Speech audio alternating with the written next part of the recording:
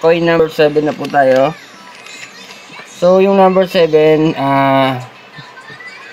medyo mahalaga po sa akin yun. Tapos, paboritong coins ko po ito. Ito yung pinaka-paborito kong coins. Bata pa siya, pero paborito ko na siya. Basta, mahalaga sa akin yung coins na to. Marami siyang katulad, pero mahalaga sa akin to. Saka yung number 7, favorite number ko yun. At kaya yung presyo nito talagang medyo mahal. Basahin na po natin, nakasulat Sa panahong ito, ako ay nagpapasalamat sa lahat.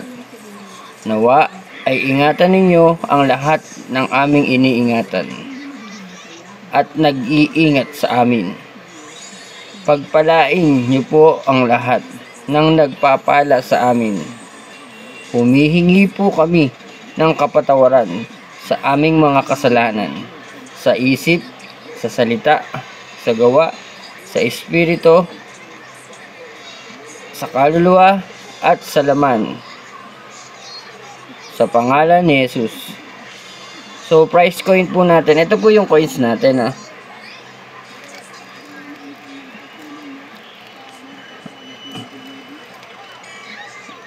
1 pound 2017 Queen Elizabeth II.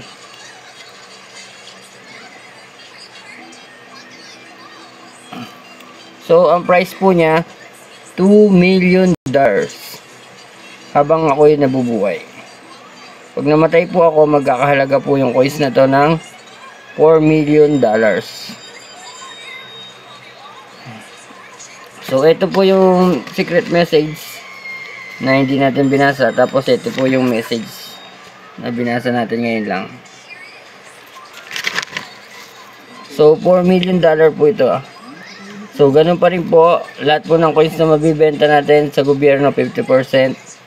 Tapos, 20% sa mga pulubi at 30% po sa pamilya ko.